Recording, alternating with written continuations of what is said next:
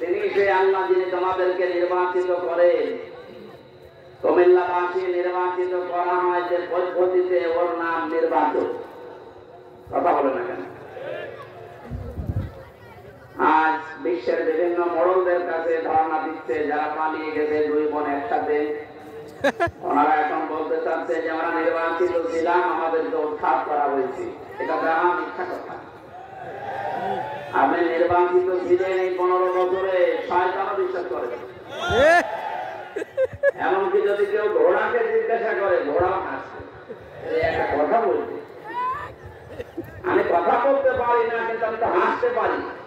যে কথা শুনলাম এটা আমিও না হেসে পারি না। ঘোড়া দাঁত বের করে হাসবে না? এত বড় যাহা মিথ্যা কথা একটা হাসি মানুষ বলেন কি করি?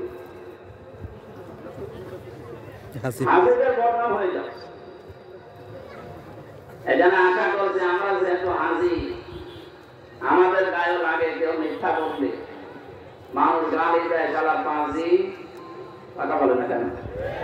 এই জন্য আমরা আশা করবো অন্তত আপনারা দুই বোন একসাথে পালিয়েছেন, একটু আল্লাহ বিল্লাহ করে। কথা বলে না কেন? মিথ্যা কথা, মিথ্যা তথ্য মানুষকে দিয়ে বিভ্রান্ত করবেন না পৃথিবীর মানুষকে। সারা দুনিয়া জানে যে 15.5 বছরে কোন নির্বাচন হয়নি। মিথ্যা কথা মানুষকে বলে কি আপনি লাভ করতে পারবেন? ষড়যন্ত্র করছেন, এর মোকাবেলায় আল্লাহ বলেন আমি নিজে কৌশল করি। মাকার না, একালি দাম আছে জনমতা কাল্লিম। এটা হামজার দায়িত্ব না, কৌশল করা দায়িত্ব কার? আল্লাহ। যেহেতু আল্লাহ আমাদেরকে নির্বাচিত করেছেন লক্ষ লক্ষ নবীর উম্মতদের মাঝখান থেকে উম্মতি মুহাম্মদী হিসাবে, আর আমাদের উপরে যত বিপদ আপদ মুসিবত আসবে, ষড়যন্ত্র আসবে, আমা জাআলা আলাইকুম ফিদ্দীনি মিন হারাজ, দিনের উপরে চলতে থাকবেন। যত ষড়যন্ত্র আসবে, বিপদ আপদ আসবে, আল্লাহ বলেন আমি নিজে এখানে কর্তা, নিজে দায়িত্ব নিয়ে ওগুলো সব সরিয়ে দেব। আপনি লক্ষ্য করে দেখেন 15.5 বছরে জুলুম অত্যাচারে স্টিম রোলার যেভাবে চলেছে, 1500 বছর আগের কথা জানি না, কিন্তু 15.5 বছর দেখলে মনে হচ্ছে আমরা আগে আর সে আয়ামে জাহিলিয়াতের যুগে বেরিয়ে গিয়েছি।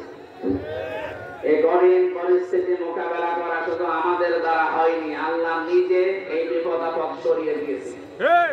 সর্বশেষ সরিয়েছেন 2024 সালের 5 আগস্ট। কথা বলেন না কেন? কেন সরালেন?